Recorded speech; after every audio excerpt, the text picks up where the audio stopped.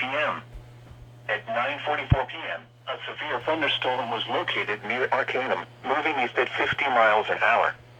Hazard, 60 miles an hour wind gusts and quarter-size hail. Source, radar indicated. Impact, minor hail damage to vehicles is possible. Expect wind damage to trees and power lines.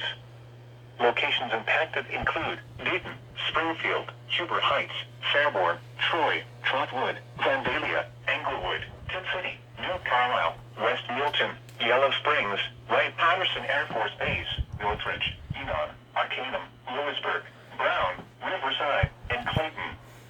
This includes the following interstates: I-70 in Ohio between mile markers 9 and 55. I-75 in Ohio between mile markers 57 and 73.